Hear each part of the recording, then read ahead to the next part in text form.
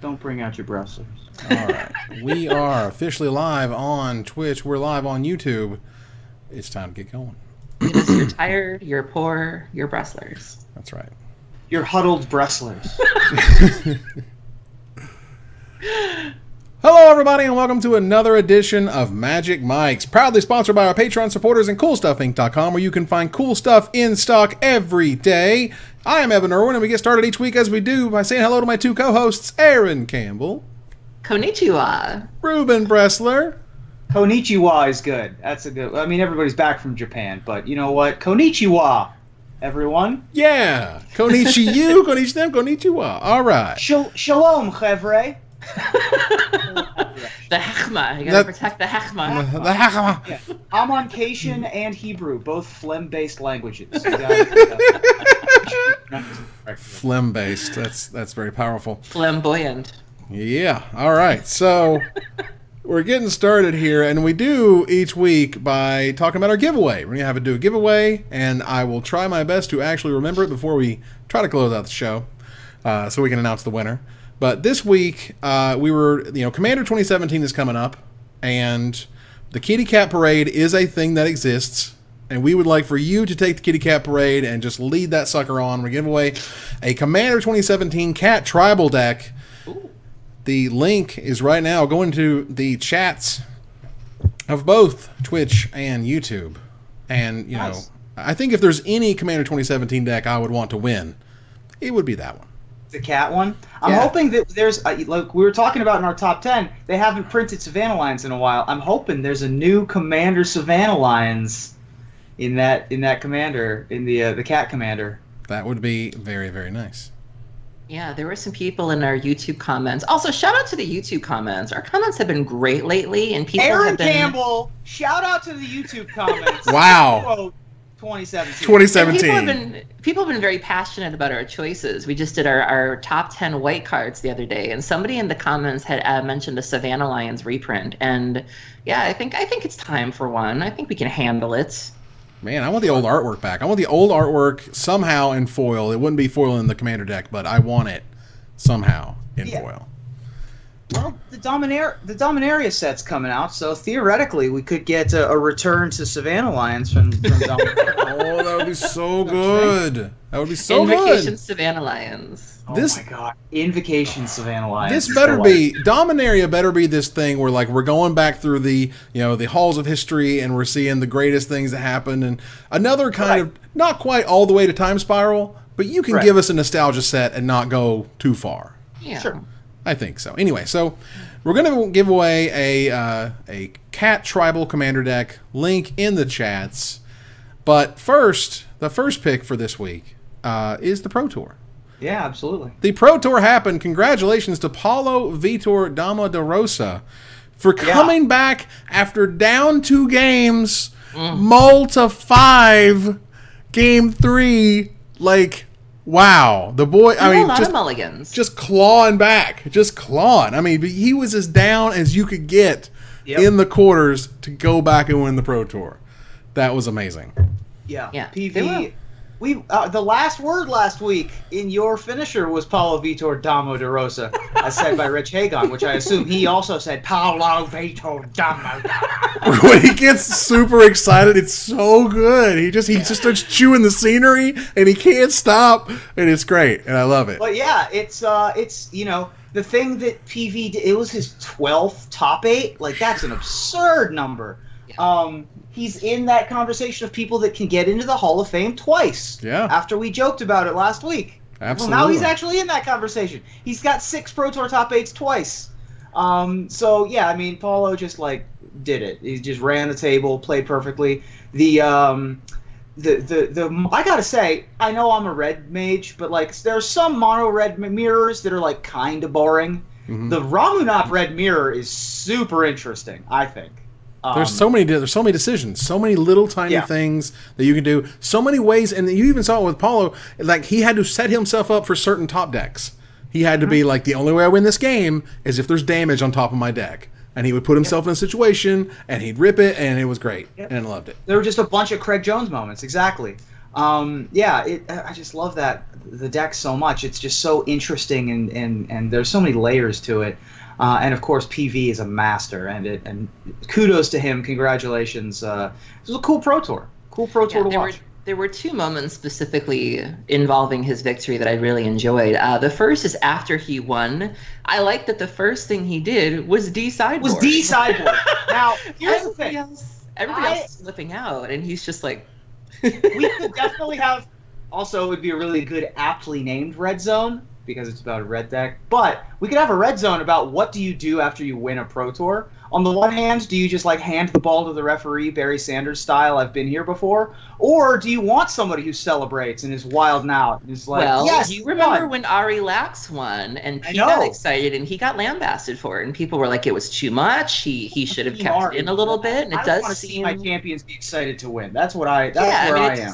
Well, to be fair, I think they're both right. I don't think either of them was wrong, but I do. You're right. I think it's an interesting discussion as to what people expect from that sort of thing. But I thought it was really great that he was like, "Let me finish this, and then we'll do that." I also like that he thanked his mom and his girlfriend as well, indicating that it's sometimes hard, and they keep him happy and they keep him motivated, and I thought that was really, really great. And yeah, it was very happy for him. I admit though, coincidentally enough, I slept through all the mono red.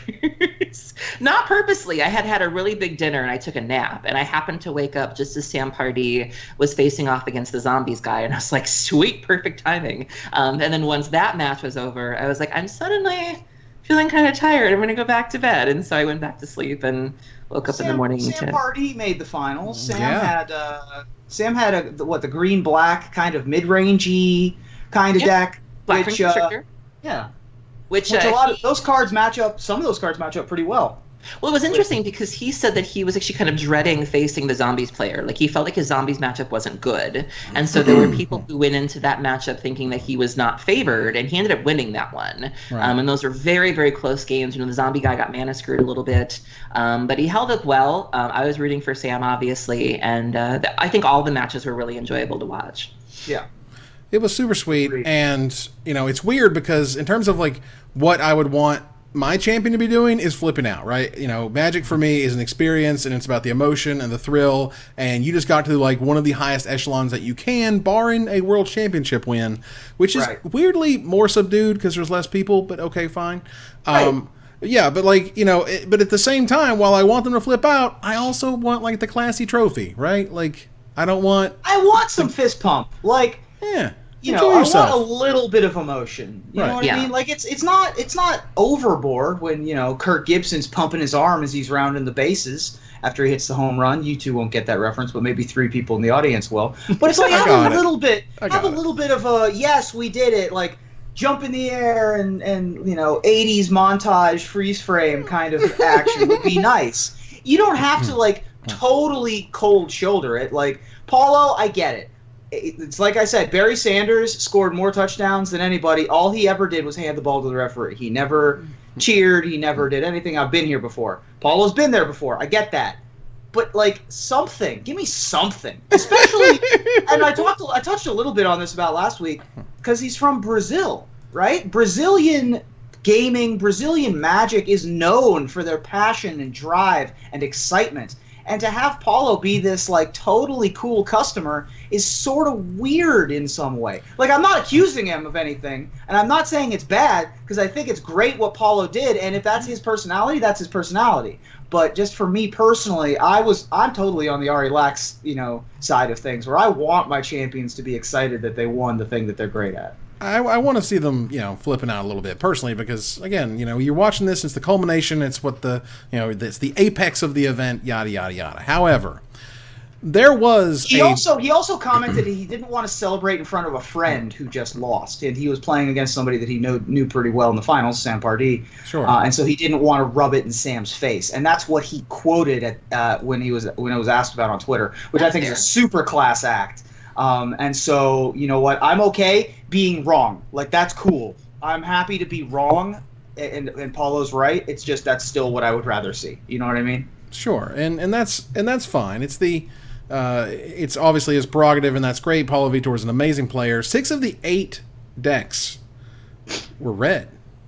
Yes, sir. That's a heck of a dominance. Now, it's weird because best I can figure, no one's really saying that like the format's broken or it's bad or it's busted. No. It's like, okay, the red deck was like turns out to be one of the best decks in the environment, and now it's about fighting. And fighting red decks is usually pretty easy. You know, find things to block them, find things to gain life, find things to stall up the board, yada yada, to reset things. You know, Oketra's last whatever one the one Last Mercy. Last Mercy, thank you very much. I mean, that one. There's even stuff as simple as Jotty Offshoot, right? Like there's And just like there was the Harvester. so much. Yeah, There's Harvester. There's even stuff like Flaying Tendrils that people, you know, Wrath effects against red decks aren't good, but like Flaying Tendrils in a deck full of Jotty Offshoots and other X3s is like perfectly reasonable. So the thing about this red deck that made it so good is that you could have it misbuilt by like 6 cards and still just stomp people. That's a lot of the time. Said. Yeah, that's exactly. And a lot of the time you have to build it exactly correct in order for it to stomp people.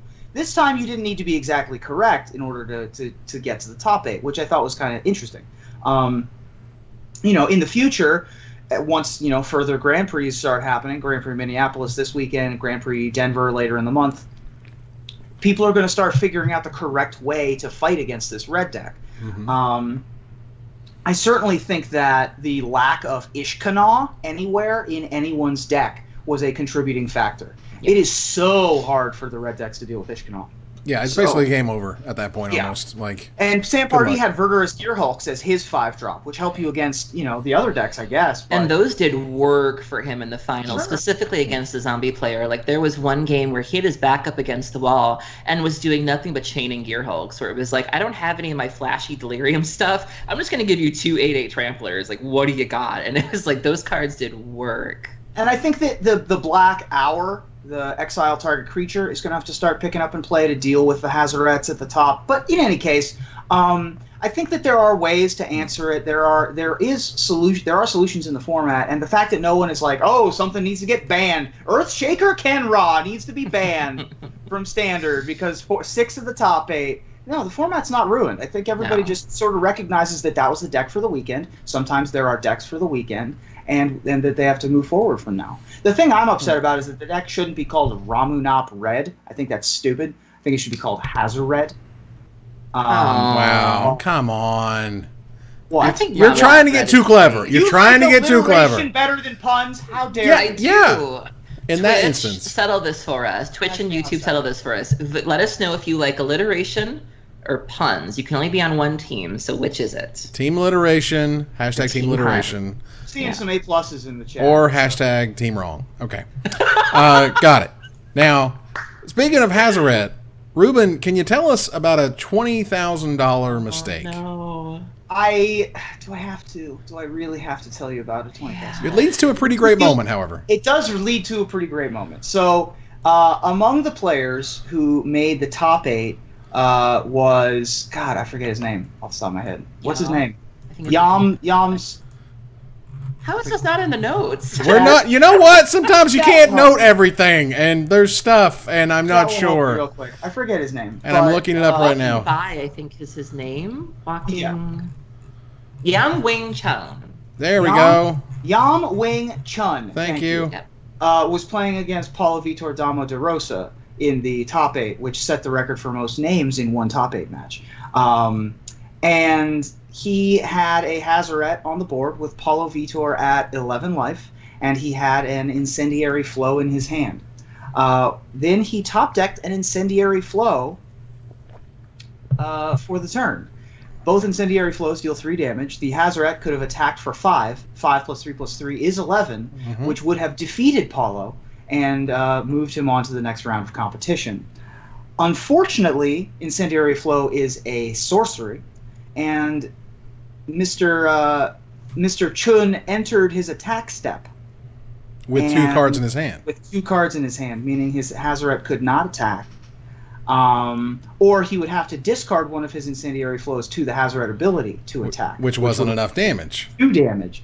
So, unfortunately, that's what we're calling that's what most folks have been calling a punt, or a mistake. That led to him eventually losing the match and allowing Paulo to move on and win the finals. This was clipped and gifted and shared, and even Channel Fireball made a video, a BuzzFeed style video, where that was just explaining what happened. They later took it down, which because they said that people thought that it was rubbing it in his face. I don't think it was rubbing it in anybody's face. I thought it was just delivering the news, personally. But it was still a massive mistake, the scale of which I'm not sure I can remember in recent history, in terms of one mistake leading to a whole different alternate history timeline. Maybe it's as far back as In Flame with Chris Pakula missing top 8, way back in the day. And yeah, it was just a big old fumble. Well, apparently it was, and this is from the chat. It was Collective Defiance and Incendiary Flow, not 2 flows. Regardless, both sorceries. Regardless, both could deal 3 damage. And regardless, oh my God, he literally could have made his way. There's the Berenstain Bears and the Berenstein Bears, and there's Chun didn't pass priority and Chun passed priority. It's kind of where we're at. There's 2 different timelines we're living in, and it's an interesting choice of words. I don't get the Berenstein Bear reference, but okay. Well, that's Mandela effect. We'll have to go off on a whole different tangent about Berenstein Bears if you don't know what that is. But Google it. You'll have a good. People believe there's 2 different realities, and depending on what you've heard when you were a child, the Berenstein Bears or the Berenstain Bears is the reality that. There is a world where Paulo didn't win this Pro Tour, is the point. Just like there's a world where, Biff is a casino mogul in Back to the Future, and then Biff is like a guy who cleans your car in Back to the Future. There's 2 different stories. I've actually never seen any of the Back to the Future movies. Wow. I keep trying to find something that we can connect on, and it just isn't. There is a world where Erin has seen the Back to the Future movies and got my back. And then this is the world where she hasn't. Can you please, at least the first one? For God's sake. One of the greatest action comedies ever made. All right, let's keep going. Point is, wow, that was an unbelievable mistake. People lost their minds. And then what happened with Mr. Hagon? Yeah, Erin. So from what I understand, this was not planned. This was not scripted. So the moment with Yam happens, the match is over. Coverage decides that they're going to move on, that they're going to go to another segment. And Rich Hagon apparently decided that he asked them to hold on a second, that he had some thoughts on what was going on. I don't know if he saw what was going on social media or he just assumed, because we are a predictable people, let's be honest. But he decides to do this impromptu speech where he gets very serious. And he looks at the camera and he very sincerely kind of reminds people that, this could have been you. There's a lot of pressure to be here, that everybody here is essentially playing, for money and for prestige, but they're also playing, for people at home, that they're here to entertain your ass. I'm paraphrasing. But, it's just really tender moment, to kind of remind people why we're all here, why we all play the game and what we're all watching for. And, that thing got like hundreds of retweets and hundreds of likes. And it was really beautiful. You should go watch it if you haven't. But it was completely unscripted. There were people that thought like maybe he walked away and like jotted his thoughts down. Oh no, it was just pure Rich Hagon improv of I've got some things to get off my chest. It was great. It was a beautiful moment. I really appreciated him saying that. It's tough on that stage, and I think a lot of people from behind the comfort of their own monitors can forget that sometimes. And Rich, I thought, it was like a nice, heartfelt, uplifting reaction, I thought. Yeah. And I also want to comment on just Yam himself. Like, he has such a good attitude, all of this. Like, if you look at his Twitter feed, he just looks like a great guy. Like, it would have been very easy for him to tilt. It would have been very easy for him to beat himself up and be like, what have I done? But, after it was over, he made a tweet that was like, so his Twitter name is Walking By, B-Y-E. And so he goes, looks like I'm still a walking by, but I'll be back stronger. Thank you and sorry for those who supported me. Yeah. And then he follows it up with looking for sponsor next season, preferably insurance companies. Yeah. And then there's a picture of him floating around on like a bed full of Hazarets and like his trophy. Yeah. And just such a good attitude. Like, you cannot, like, you got to root for That's this how guy. you come back from like it's you know, it'd be very easy for him to be down on himself, and it'd be very easy to be defensive, but it just seems like he's taking all of this in stride, and he's going to channel it into something productive. And I don't know anybody who, even after it was over, who wasn't rooting for this guy. Like, you can't help but love him.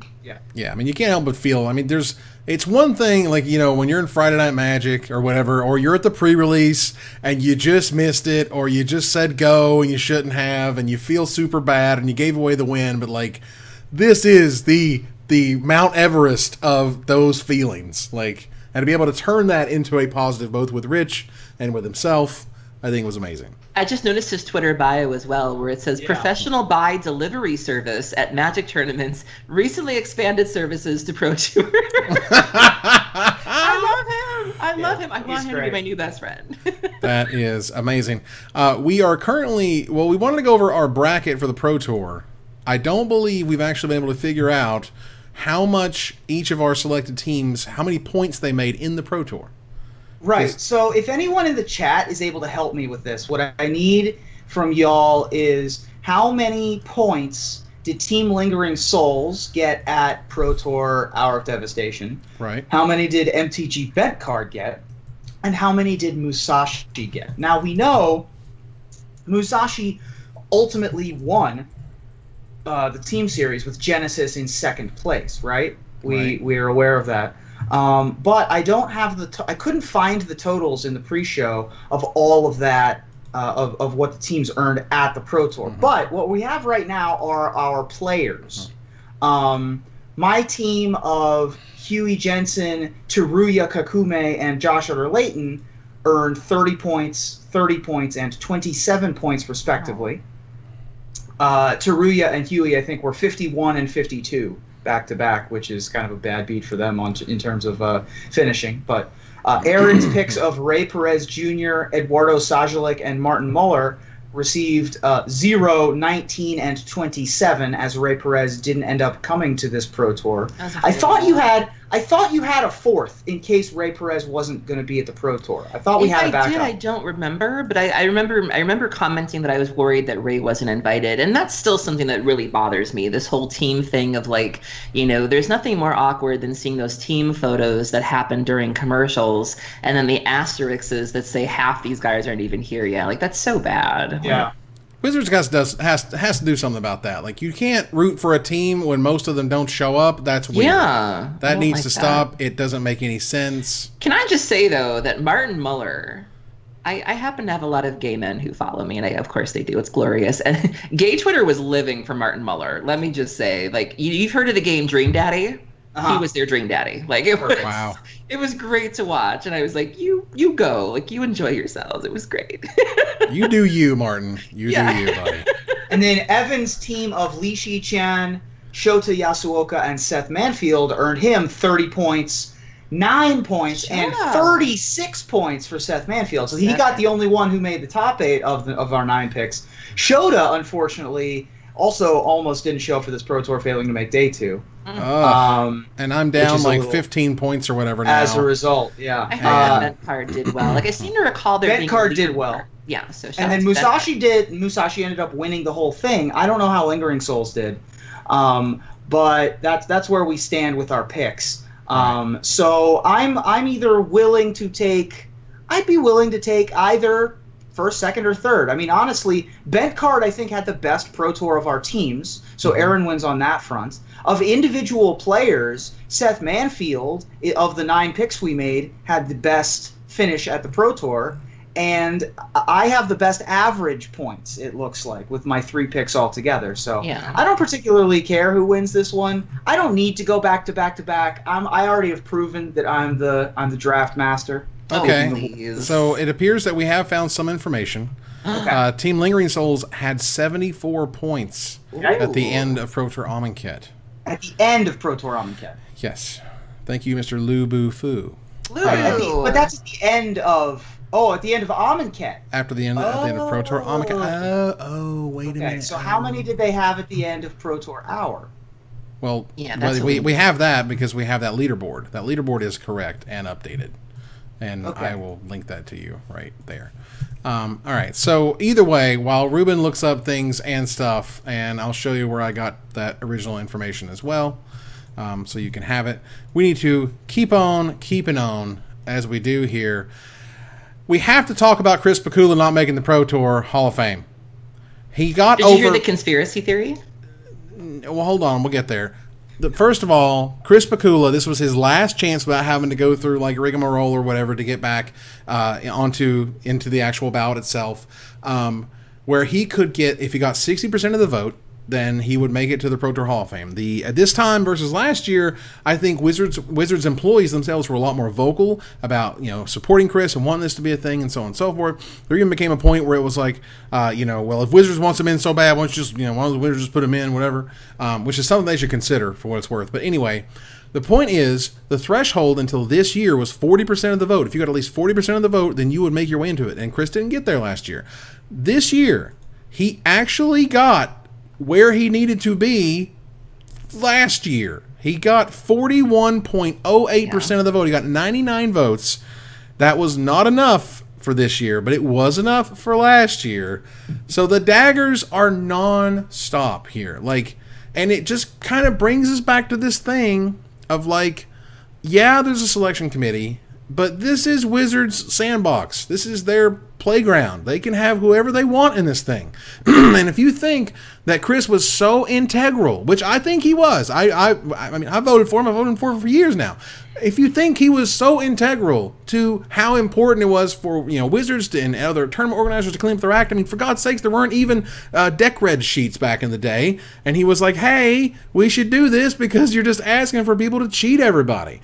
And so that was weirdly controversial, if not just like people are like, well, you don't need to do that stuff, blah, blah, blah. It's too much work. It's overhead, yada, yada. No, man, if the boy led the charge, if he did what he was trying to do to stand up and be great for Magic and did good things, Wizards, it's your sandbox. And I can't stand it. It's just like they kind of hide behind this procedure when it's not, you know, sort of like well, you know, they decided they didn't want him. Well, yeah, but they decided enough that if it had been last year, he'd have got there.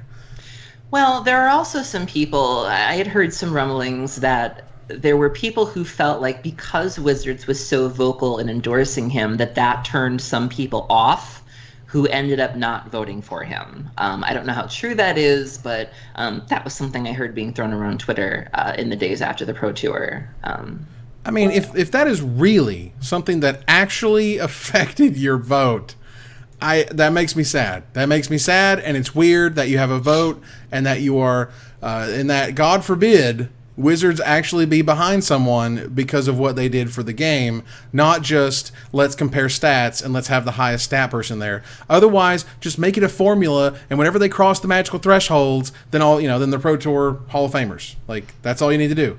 Okay, you did 4 Pro Tour top 8s and XGP top 8s and Y Pro points. Congratulations, welcome to the club. You know, like we'll see you at the award ceremony. Like, is that what we're trying to do here? Because we've had this for a long time. We keep coming back to the same conversations. A, why isn't there non-Hall of Fame, non-Pro Tour things in there? It really could be the Magic Hall of Fame if Wizards wants it. This is Wizards' thing. And B, if something is clearly an omission, like I think Chris Pikula, make it happen. There's not going to be riots in the streets. I mean, what, you're gonna have a little gnash in the teeth because you did what you wanted with your stuff? Right. I don't understand it. Yeah. And it makes me sad. And I wish that we had different news here and we were cheering about the fact that Chris Pikula made it to the Hall of Fame. However, we will say congratulations to Josh Utter-Layton, Raptor himself, who got 86% of the vote, which is a ton, and Martin Yuza, who got 66% of the vote for 160 votes, for them making the Pro Tour Hall of Fame. Congratulations to those guys. And also Martin Juza for winning Draft Master. Oh, did he? Yeah. Oh, that's terrific. Big weekend for Mr. Juza. Wow. Way to go, Martin. Well, the guy's clearly a stone cold killer and absolutely unbelievably good at Magic. Both of them are amazing, and both of them certainly deserve it. And Chris Pikula also deserved it. He did. Deserve is a rough word. I definitely think that he has suffered more Pro Tour Hall of Fame related daggers than the rest of the world combined. Missing Clearly. by 1 vote on the very first ballot, missing by the new rules this year, lots of different bad beats. So we're gonna circle back around here. We did thank you very much, Mr. Lubufu. Is that right? Yep, Mr. Lubufu. You are fantastic. Who gave us the actual totals we're looking for? And it turns out that Erin's team was so good she didn't even need another player. Her team got more than twice as much as mine. Erin's MTG bank card got 55 points. Musashi got 22. More than double. And unfortunately for everybody else, though, Lingering Souls still got 27.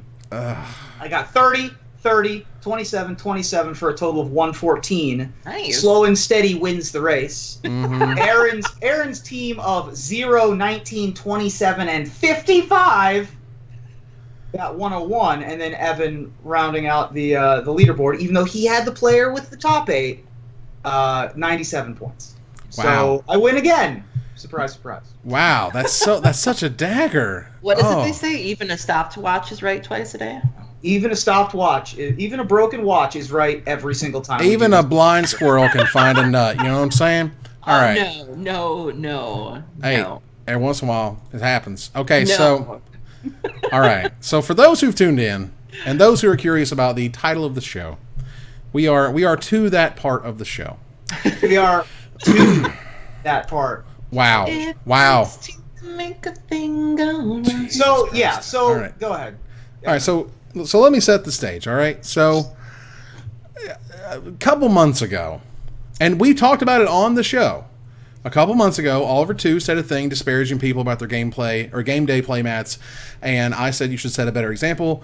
You're a very well-known pro. You've had a lot of success in Magic. You are a role model. You know, please pay attention. Come on. All right, whatever. Happened, sure, in the past, fine. Okay, Cup 2. Friday morning, at work, hanging out, get an email. Hey, Evan.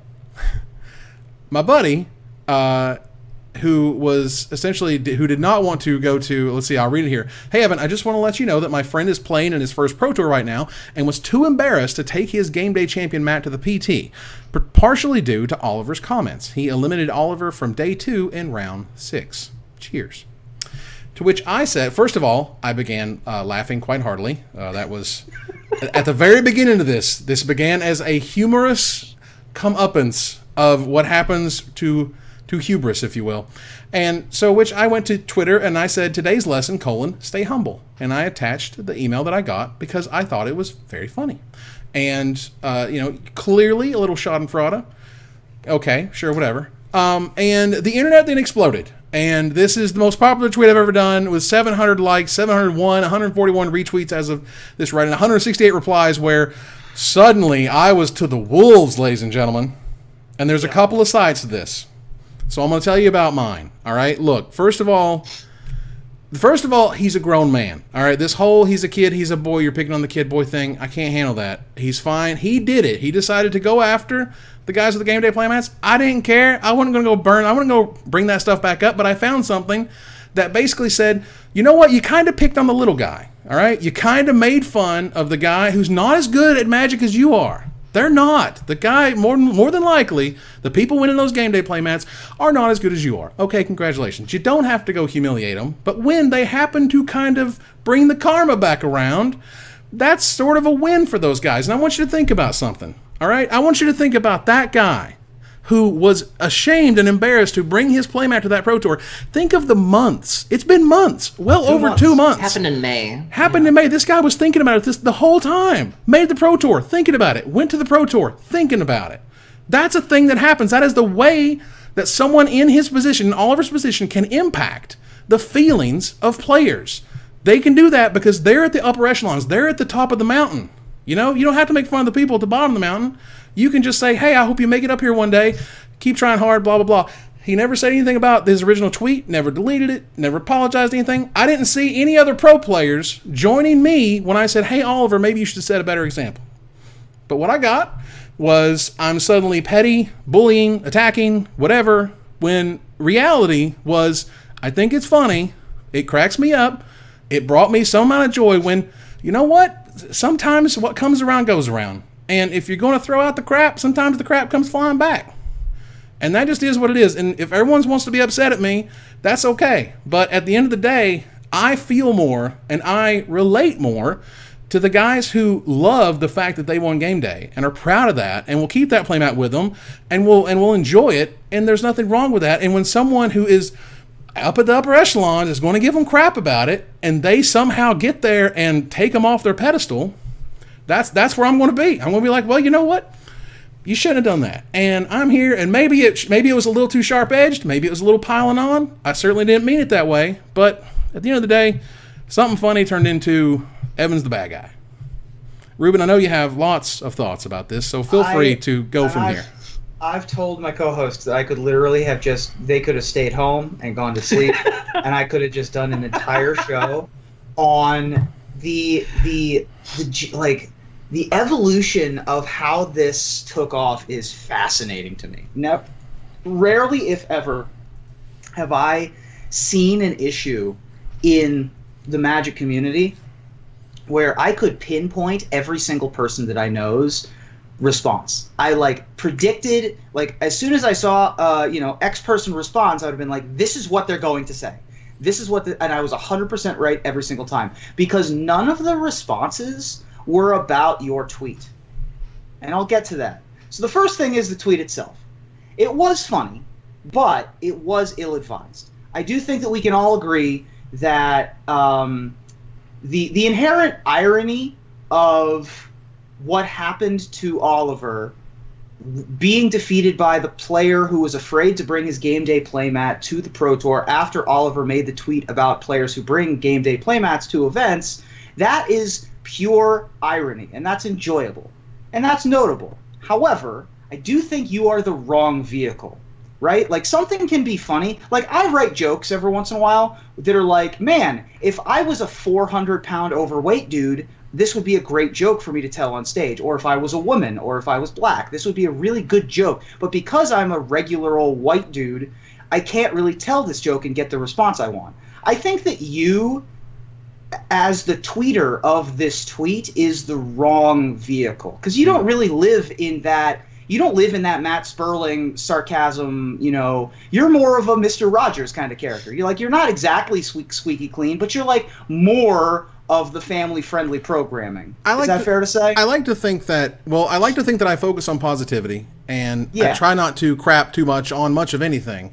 And so it was kind of barbed, is a way that I would put it. So while I don't think you did anything wrong, and obviously you're not apologizing, and you shouldn't, and you don't have to, you were the wrong megaphone.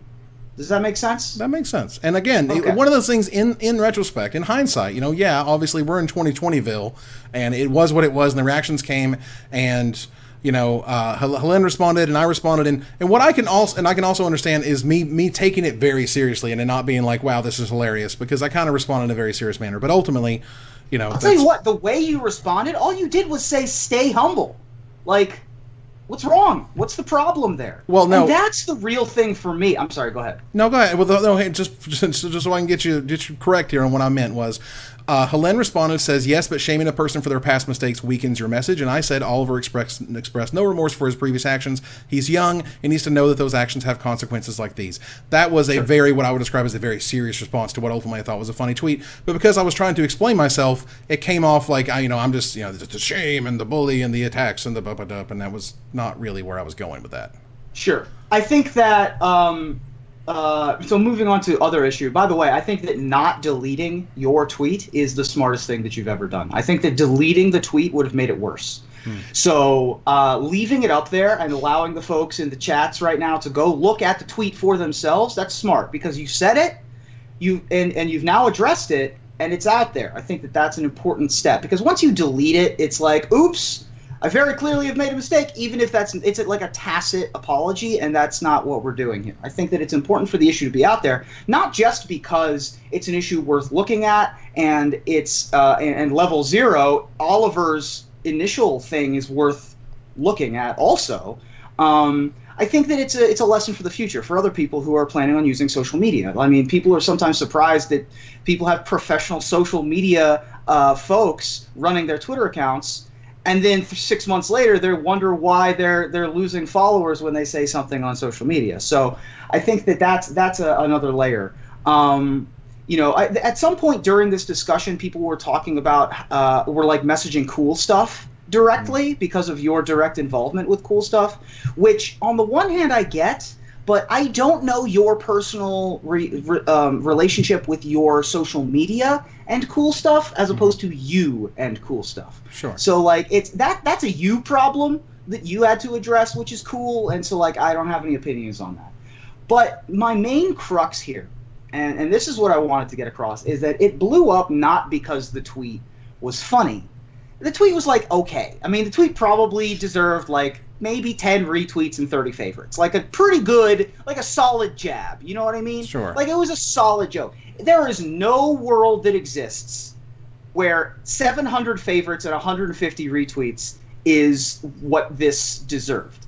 Either, and I'm not trying to. I'm sorry, Evan. Your tweet wasn't that much. Like if this was you trying to get a lot of retweets, you did not do a good job. This was accidental. This was accidental. Right? This, okay. Yeah. Because you can do. I know you can do better if you're trying to get a rise. So like level 0 is like it caught the attention of folks because they didn't like Oliver's message, right? And that was like probably the first 10 retweets. Then it caught the attention of certain community members, like Aaron. I think Aaron was one of the first people to respond when you were like all caps, work girl, or whatever. And it caught the attention of other community members, not because it was funny, but or because of the message that it was sending, but because they like you personally. Right? This had started to catch steam, and so other community members were standing behind you like they were the Jets in the in West Side Story, started snapping their fingers. Then it caught the attention of the pro community once we got up to about 30 retweets and 150 favorites, and they went no, and like they also didn't care about whether it was funny. They didn't care about Oliver's message. It wasn't even about whether they like or dislike you. This was them identifying with Oliver, seeing themselves in Oliver, and they would rather feign getting on a high horse to prevent anything like this from happening to them in the future for social media brownie points, right? So they're on the Sharks side of things now, and then it just escalated from there, where we needed to build up these armies on either side of the wall to prevent the other side from taking over. So I don't think anyone actually cares. That's my take, is that 90% of the people who favorited or retweeted this do not care. This is irrelevant, right? Like, there is something to be learned from Oliver, and there's something to be learned from Evan, and that is it. And that's worth maybe 10 retweets. That's it. I think that the overreaction, like the nerve that this struck, was like such a harmonic chord, somehow, some way, just completely by accident. I think that it's just flabbergasting to me that this took off in this way. The fact that this was the most retweeted tweet of the Pro Tour weekend is sad, and I'm sorry that happened to Oliver and to you. And I think that there are lots of lessons to be learned here, but those lessons aren't just to you and to Oliver. I think there's a lot of people who need to take a look at themselves and decide exactly why they decided to get involved in this particular Twitter feud. So, Aaron, you gave me the work. How you feeling about it at this point? Because that was the early initial reaction was, the oh my god, this is hilarious, raw raffles, blah blah blah. That's how it started. I do not fault the pros for circling the wagons, by the way. And I understand 100%. I'm cool with that. I'm cool with the community members like Aaron coming to your defense. All of it's cool. Well, let's not be hasty. It's cool to me. This is tough. I have made mistakes. They are well documented. I have had people bring up things that I've done 2 or 3 years ago that I've done. I'm not denying that. The difference is I think it's important to make amends for those things or to show growth in those situations. I have discussed my shortcomings publicly. I've discussed them on podcasts, multiple podcasts. I've apologized when needed. I have tried to contribute to the community in positive ways to make up for things that I've done. I tried bringing people up with me. The girls from the girlfriend bracket Emma, friends like that. I tried to do things right to make up for that. And I think that's the important thing. I think it's not, we don't expect people to be perfect, but I think it's how you come back from that really determines who you are and determines how people should look at you. I don't follow Oliver. I don't really follow anybody in that circle. So I can't say whether he's, made amends, whether he's apologized, or whether he's done that enough. I'm not the arbiter of that. I haven't seen that. But from what I have seen from third-party sources, I don't feel like that took place. And so if somebody has done something or multiple somethings and there's no growth there, there's no self-reflection there, there's no anything there, it's just business as usual, I think that is something that you do kind of open yourself up to at that point, where you haven't changed, you haven't shown any sort of introspection or anything like that. Would I have done the tweet like Evan did? Probably not.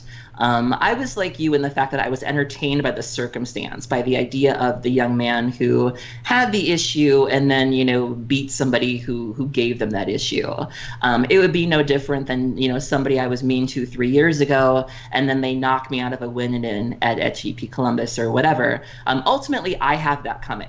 And I can act defeated, I can act upset or whatever, but even I would kind of have to laugh at that, to be like, oh man, what are the odds that somebody I said a passing comment to 6 years ago, would come back and take this from me, rightfully so, I would say. If I were to do that tweet that you did, I might have done a copy of the screenshot. I might have done a screenshot of Oliver's tweet. I don't know that I would have tagged him, because you have to understand how Twitter works now. You get notified for everything. And so not only did you actually linked his tweet in there, which probably notified him, which I probably wouldn't have done. If anything, I might have just done subtweeted him? I don't think of it as a subtweet necessarily, but I might have put the focus on the actual experience of the young man who had the victory. I don't think I would have made it a "Hey Oliver, look who you lost to" kind of thing. I would have more focused on just the LOLs of the circumstance. I wouldn't have put in the original tweet, at least a link for it. I might have put in a picture. I certainly wouldn't have used the hashtag. I would have just, like I said, I would have kept the emphasis on the email that the person sent you and how amusing that was. I don't know if and to be clear, my work wasn't in response to you dragging Oliver. It was in response to the young man who was like, I beat this person who was sure right. That's what I was referring to. I wasn't. And by the way, kudos to that guy. He didn't make any as far as I know, he hasn't involved himself in the social media cluster mess that we're discussing right now. So he is the victor in all of this. Yeah, absolutely. Like I said, I don't think I would have done it the way that you did. I would have focused more on a different side of it. I wouldn't have tried to turn it into like a coaching opportunity, as we say in my workplace. I would have just focused more on the lulls and just kind of kept it light. But yeah, it's just a live and learn kind of thing, I guess. I think it is worthy to have someone publicly. Twitter's a good venue for this. To have someone publicly call out Oliver, who at the time, 2 months, I understand that it was a long time ago, but 2 months ago, who called out someone of lesser skill for no particular reason. Like, Evan's tweet was aimed higher up the mountain, right?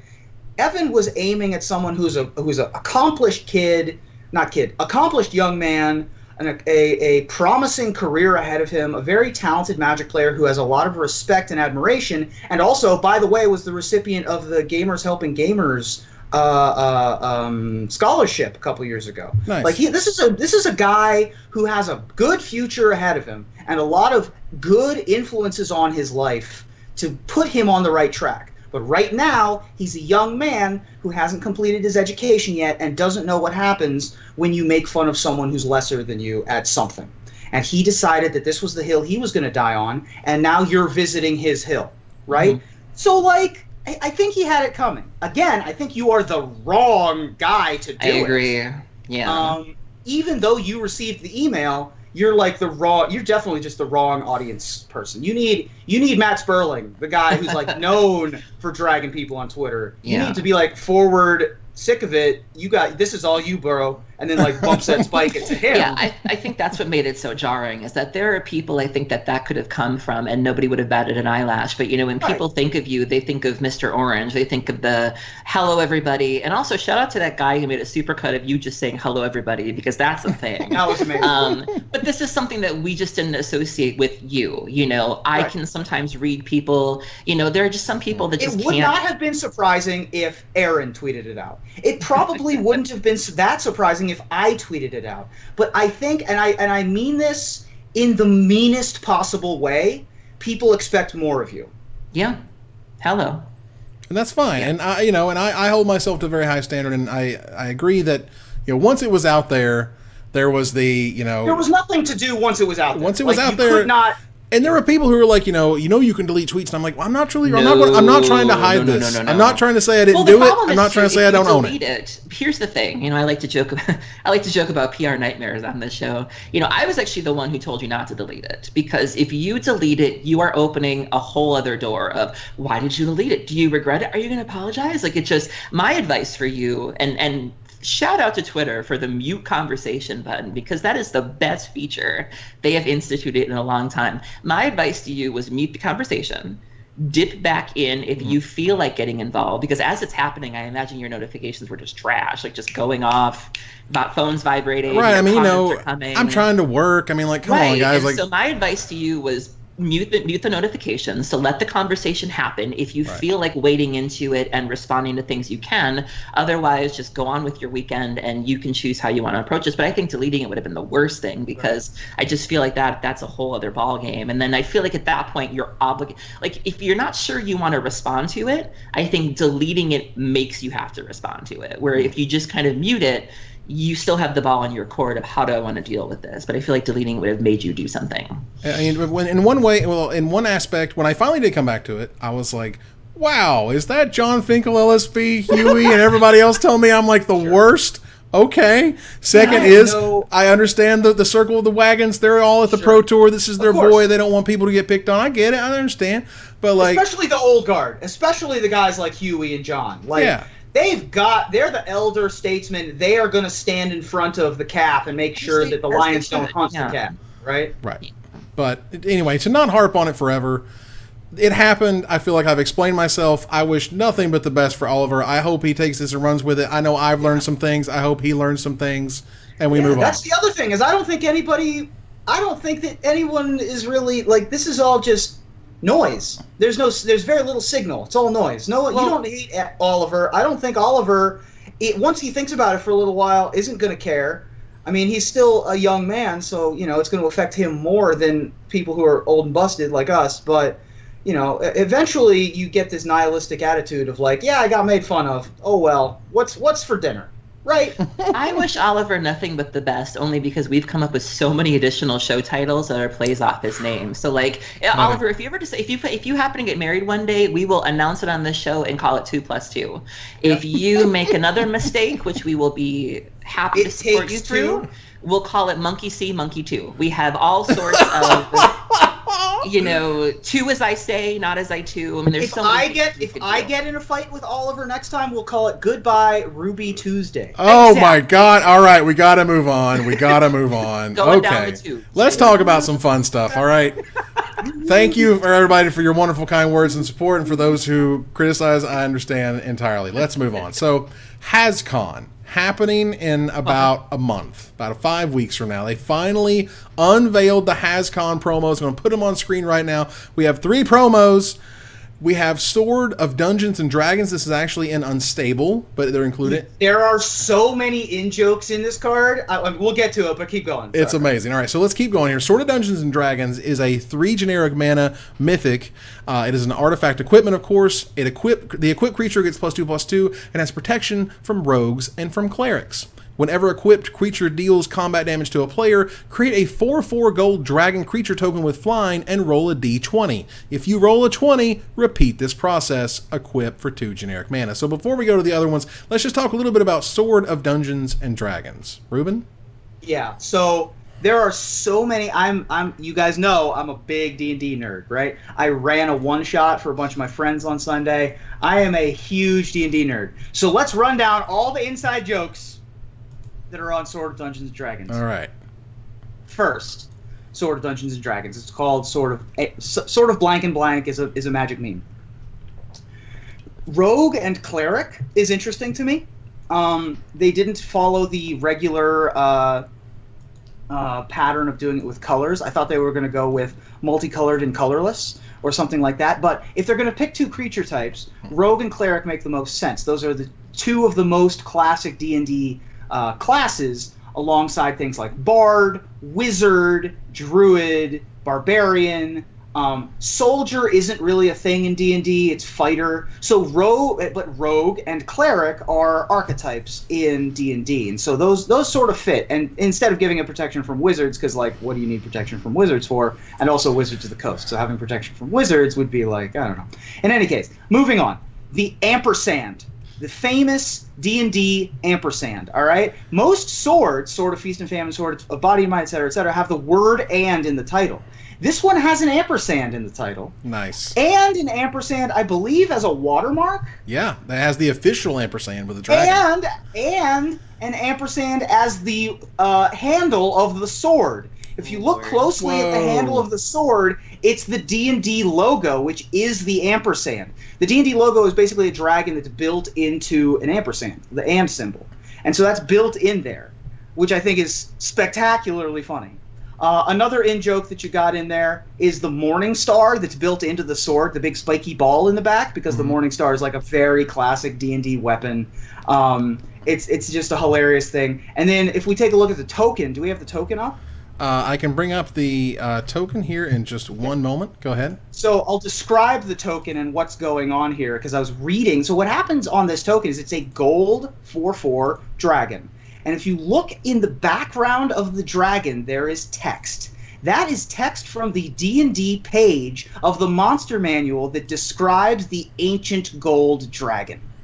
Wow. I got it on the screen now here. A little bit deep on this. You can see the legendary resistances, for example. You can see, or magic resistances maybe, and you can see some of the rule text. And it's 100% the gold dragon. Which I think is fantastic. And of course, rolling a d20 and hitting a 20 means that you crit. You have a critical roll, hashtag critical roll, and you get an extra dragon. So 1 out of every 20 times, you get 2 dragons. And out of every 400 times, you actually get 3 dragons. Wow. So woe is to the player that gets the 1 out of 8,000 and gets 4 dragons. That's a d20, a d20, and a d20. Wow. But yeah. Yeah, so, and also the last thing, the pommel, the very bottom of the sword, is a d20 itself. As it should be. Yeah, so you can, like, hit people in the face with your d20. Right. So there's just so many good things going on in this sword. I'm desperately and madly in love. So, next is Grimlock, Dinobot leader. The Transformer is a Grimlock who turns into a dinosaur, which is pretty fitting for Ixalan. It's fine. It's a white, green, red, and 1 generic mana. It is Naya colored. It is a legendary artifact creature Autobot, which is pretty awesome as a subtype. It is a 4 mana 4/4 ultimately with dinosaurs, vehicles, and other Transformers creatures you control get +2/+0. And it has been noted in the errata this includes all transformed creatures like Delver of Secrets and Garrick Relentless or whatever. Well, which isn't a creature, but whatever, you get what I'm saying. Anyway, 2 generic mana, convert a Transformers toy you own to its other mode, it becomes Grimlock Ferocious King, where it turns into a ridiculous dinosaur monster. Yeah. So, this was... Now, I mean, granted, I want Optimus Prime because I grew up with Optimus Prime, but if you're going to make one, probably having the dinosaur, Transformer is pretty good. He's the leader of the Dinobots.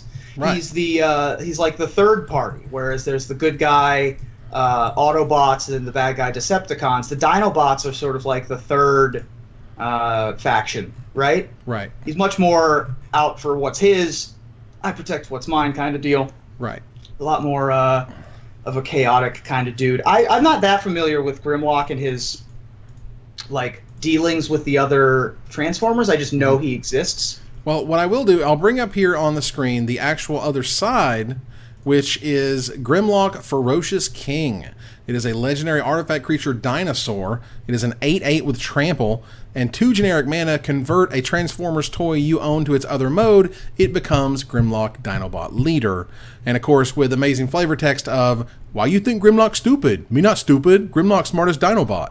Because, you know, that's what Grimlock would say. Because Grimlock smartest Dinobot. That's right. So clearly, Aaron, both of these speak deeply to your joys and wants in the world, right? Deeply. Hashtag Transformer Mafia. That's about it. But no, the only thing I'm really concerned about is that Flo Rida announced he's going to be performing at Hascon. So wow, that's really all I don't even know what Hascon's supposed to be anymore. I'm not sure. What? Flo Rida? Flo Rida, guys? Okay, I guess. I mean, you know, whatever. Anyway, the last promo, which 1000% should have been My Little Pony. Not even close, not even a little bit. This should have been My Little Pony, but instead we have a Nerf promo. Ugh. Nerf to be fair, 4, the Nerf promo's pretty great. It's pretty sweet, but granted, why would you not choose My Little Pony? That makes no sense. But regardless, Nerf 4. Nerf 4 is a red, blue, and 3 generic mana mythic sorcery. You fire a Nerf blaster until empty at target library from at least 2 meters away. For each card knocked off that library, put it into its owner's graveyard, and Nerf Ward deals 1/2 damage to that player per. And they do and say in parentheses, foam darts only. So you're Where's the fun in that? Yeah, I know, right? So it's funny to me, the fact that, again, why Nerf over any other property? Okay, sure. Once that, it cracks me up that they changed it to, or my guess is they changed it to 1/2 damage rather than 1 damage, because you can only imagine just a direct shot to a library. You're going to get rid of 15 cards. 60 damage, 15 damage, 15 cards. Yeah, it needed to be nerfed down to 1/2 damage. Wow. Wow. But yeah, there's a video of them playtesting Nerf War. From the WotC offices, seeing how well it would work. I'm pleasantly surprised with Nerf War. I think that when you play against certain folks in the Elder Dragon Highlander and Commander community with this card, or perhaps even in Cube, you're probably not going to want to do this at your $15,000 deck that has, like, you know, foil misprint brainstorms and, you know, all of the, like, textless Karns and stuff like that. I think that you might have to errata this to be like, don't shoot it if this is, you know, worth more than your car. But yeah, I like this one as well. I'm very pleased. And they can keep doing this for future Hascons. Next year, we can do, look at My Little Pony. My Little Pony is amazing, right? Like, we can do that next year. My guess is, and this actually came from the chat, thank you, Alessandro Gomez, who noted that there is a My Little Pony card game. And it was licensed from Hasbro, and so maybe there's a thing where they can't make any collectible product, you know, collectible card product, even if it has nothing to do with their game, because of that license. At least that to me makes some sense as to why you'd say, well, this property, which you should have probably made one, you know, made a card for, you did not. Okay, sure. So that said, if you pay the $600 price, you can get you a set of these. It also comes with the Dragon token, so it comes with 4 cards total. If you watch the HasbroToyShop.com very closely, they put up, like, you know, 7 of them on, like, a Tuesday coming up after the con. And if you're checking and whatever, good luck. Maybe you'll get one. And it's happened, but it's rare. And otherwise, you know, they are, as far as I know, going to sell some amount of them at the con during certain time periods. Not sure when that is. I'm sure they'll explain it to us, just like the San Diego Comic-Con ones. However, that happened. My God, we're almost at the end of the show, but we have so much more to talk about. Turns out we had a lot to talk about. So, real quickly, I guess of the 2 Gather the Townsfolk topics that we have, Aaron, would you talk a little bit about Star City Games losing their Pro Tour invites? Oh, I thought you were going to ask me to talk about the other one. Nope, but we will. I'm here. way more invested in that one, but okay. It's way funner. We'll go quickly over them all, because only 2/3 of us are going to talk about Star City Games, so we can go over that one pretty quick. Yeah, that's fine. So Star City, a tweet was put out by the Star City Games account today, and it says, Wizards has informed us that they are no longer offering Pro Tour invites via third-party tournament series, which includes future invitationals. And this is big. You know, this was a recent change to the Star City series, which people really seemed to like. They felt like it gave that series a little bit of extra validity or relevance, if you will. And I feel like it brought in a couple more people who were just looking for an additional way to qualify. Like, let's say you can't make it to the GPs, or maybe you're doing both and you want an extra shot at a spot. And this was pretty big news. It led to a lot of talk on Twitter as people trying to figure out why this is. There were some theories that this is a clause in the deal with Channel Fireball, that maybe that had something to do with it. You know, again, trying to maybe monopolize things, take away from one TO and give to another. You know, this is a very interesting topic, and there was a lot of talk about what Star City is going to do to compensate for this, if they're going to maybe bring back the Players' Championship, or if they're going to do anything like that. I hope they think of something, because this does seem like a bit of a bummer. I think that this is more about, honestly, this is less about Star City. Well, first of all, Star City game, this is going to affect 2 people a year, right? Like, this is going to affect 2 invitational champions a year. So it's like not even that big of a deal. This is more of I don't know exactly how to word this, but it's more about MTG card market and their tournament series in Germany than it is about Star City Games.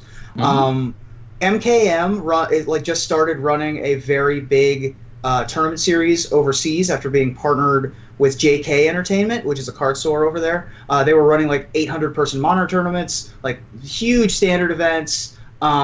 Just gigantic stuff, but Wizards of the Coast was not really interested in supporting this tournament series. Is that the one that Julian from Twitter, the legacy Correct. guy, Julian, was that the reason? Because I remember he was tweeting about how they couldn't get multipliers. Correct. And he wasn't getting any response from Wizards. Oh. Correct. Because MKM doesn't sell Wizards of the Coast products, right? They only run tournament series and they sell singles. They partnered up with JK. But they're extremely close, and so not offering support to MKM and not giving MKM winners of their largest tournaments invites would look shady if they kept giving them to SCG. So the easiest thing to do is just cancel out both. I honestly think that this has very little to no effect on SCG. Like, were people really playing in invitationals to get Pro Tour invites? I think not. You know, I think that the Jim Davises and Todd Stevenses of the world, if they wanted to try to queue for the Pro Tour, they would try to queue for the Pro Tour and not get one tangentially through an invitational. So, I mean, it's fine. Whatever. I honestly think that this is not a whole big deal, but it's a little interesting, I guess. But certainly does not affect that many people, and you know, isn't that big of a downfall for Star City Games, I don't think. So, real quickly, Aaron, as quickly as you can make it, somebody got stabbed. Somebody ran a little mouth and get a little stabby. Somebody counter some spells. You know, this episode was all about conflict. You know, we were talking about the 2 thing. We were talking about the spirit of competition at the Pro Tour, and of course, we can't forget the other fight that made news. So in St. Cloud, Minnesota, there was a 31-year-old man who is currently facing assault charges after stabbing a 20-year-old man 7 times over an argument about Magic the Gathering on Friday. And hitting him in the face with a rubber mallet. That's right. Don't forget with a rubber mallet. So these 2 men were playing the Magic the Gathering trading card game, hit the man in the face with a rubber mallet and stabbed him 7 times. The victim had stab wounds around his neck and on his cheek. The injuries were not believed to be life-threatening. But you have to wonder, like, what prompted this? Like, was this a rules issue? Were they maybe playing with some anti-cards? You know, was it maybe that they were playing Commander and one of them played a card that was banned? Like, I'm dying to know what prompted this, because for as passionate as I can be about this game, it's never gotten to the point of, like, rubber mallets and stabbing. It's really weird. Gravedigger's Cage against Dredge deck. And especially because GP Minneapolis is this coming weekend, so it's like, I'm glad that they got. I mean, is this what we can expect? We're like got a little Captain Stabby on there. I mean, is this how they roll in Minnesota? It's hard out here in the streets. It is weird to me. This is not the first stabbing over Magic that I have heard of. It's weird, and this was me personally. Back when I first got back into Magic, this was around when Ravnica first came out, the Ravnica City of Guilds. There was a guy at the local card shop, and he got into an argument with the other guy at the card shop, and they got superheated, and they took it outside, you know, as they do. And the other guy apparently like pulled a knife, and the guy was like, "You want to stab me? Stab me!" And he stabbed him. That's what happened. You know what? Your hand on a hot oven. Just don't tell people to stab you. Let's say you have a $10,000 Magic the Gathering Commander deck. Would you rather get stabbed in the face one time, just once, #stab wound, once in the face, Or would you rather have them shoot a Nerf gun until it's emptied at your $10,000 deck? Now, that depends, because here's another thing about Minneapolis. So this weekend, they're planning on doing some weird variation of Commander called Iron Man. And one of the catches of that is anything that goes in your graveyard gets ripped up. Wow. They're not playing around, which obviously I will not be playing in that format. That's insane. Yeah, that's so ridiculous. If you're playing Iron Man, I don't want to do anything that's going to put cards in my graveyard. But if we're just playing like good, clean Commander, you can shoot a Nerf gun all you want. Yeah, fine. Sure, that's silly. Okay, so I really want to touch on this really quickly, just our last little thing here. I wanted to go to splash damage. I want to quickly bring up a tweet that I made earlier this week before the one that kind of took over everyone's lives for a while. Over at Kotaku, the Overwatch League was announced, and look, I understand this is apples and spaceships, but just stay with me here. The Overwatch League were announced, and the players on these different teams in this league get $50 grand a year guaranteed. Minimum. They get minimum. They get health insurance. They get 401k retirement plans, and they get bonuses based on performance. And Wizards pros had none of this. Actual zero. Housing during the season. Housing too. Let's talk about performance bonuses real quick. Yeah. Which means like winning. There are $3.5 million in prizes, including $1 million awarded to the champion team. Wow.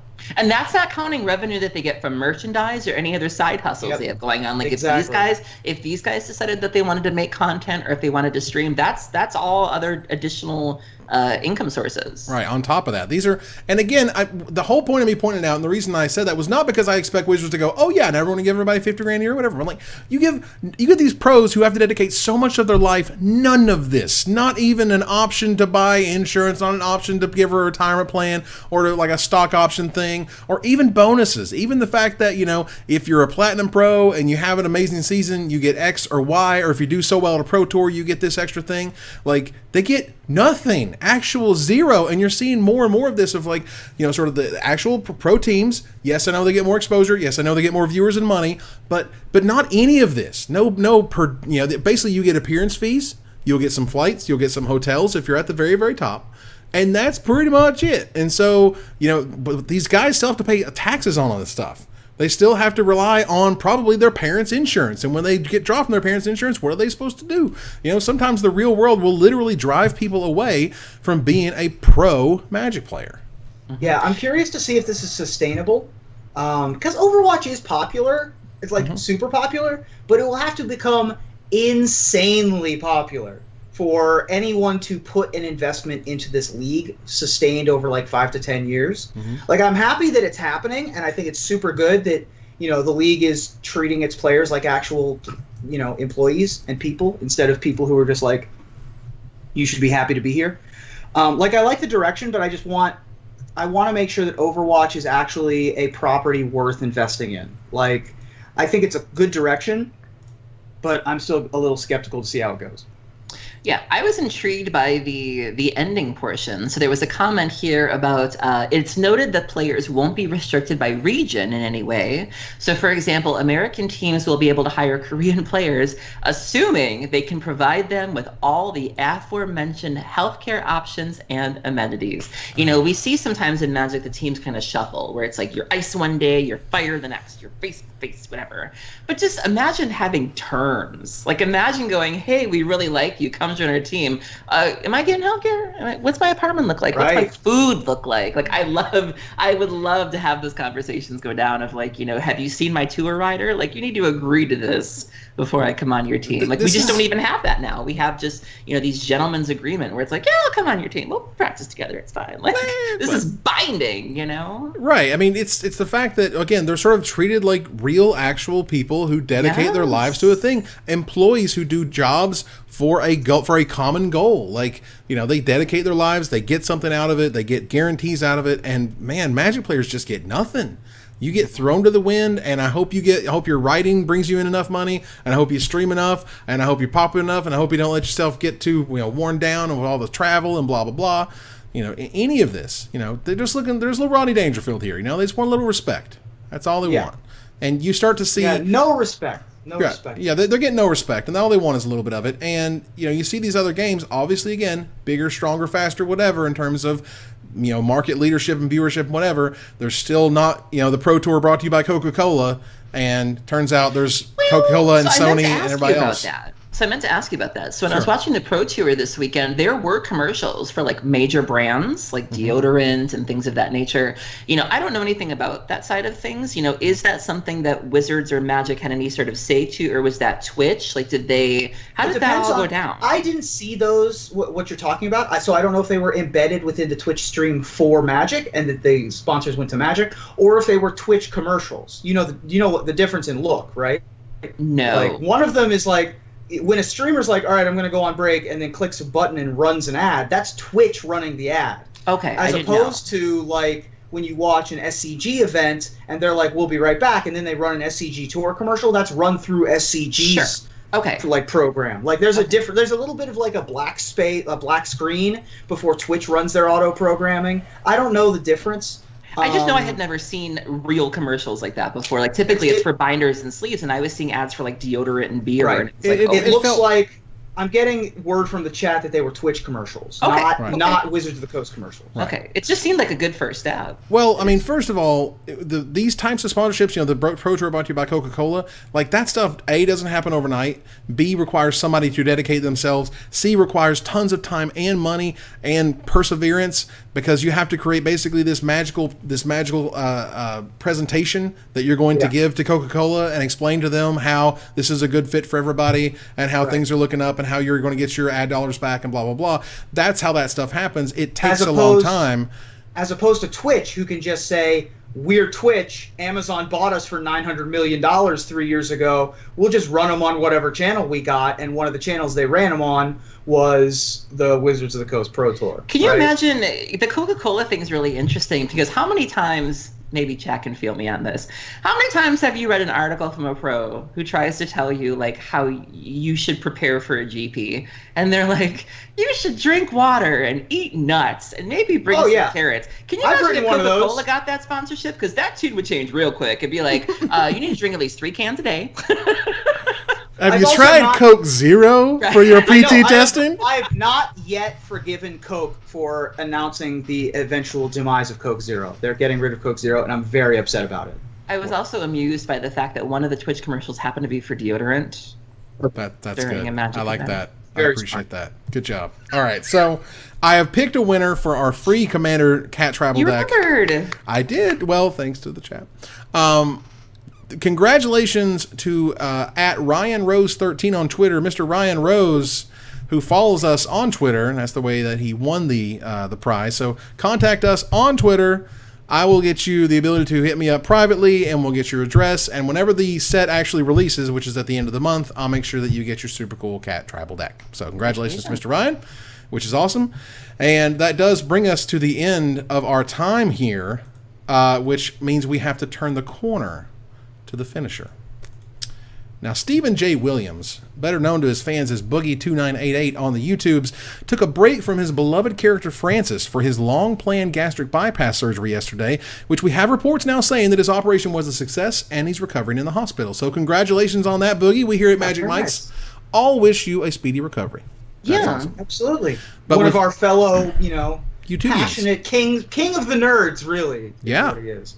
Famous for that table flip gif. Oh, yeah. Me, at least. Well, but with Francis unable to deliver his patented game-related rants for the time being, there's a window here for some diatribes. So in honor of our fellow content creator, give us your best boogie-rific tirade, Aaron. Well, I just want to say that I'm super happy for Paulo winning the Pro Tour, getting his 12th top 8 and all, but let's not with the being second best player of all time thing, okay? Besides, I barely even recognize his win because he's running 2 graveyard hate cards in his deck. You're sleeping on the couch tonight, Paulo. Wow. Wow. Reads off, you're on. Gosh. Ruben? Are you sure it's not both of them on the couch at the same time? Yeah, I think there's enough room for both. Fan fiction in your... Yeah. This is totally hitting... Is this fan service? Are we fan servicing? Is that what we're doing here? We'll get some fan art for next week. Oh, great. That's terrific. Ruben? Well, personally, I am just so done with everyone complaining about my generation not spending money on things like diamonds and houses and like bingo night and whatnot. I just want to read about...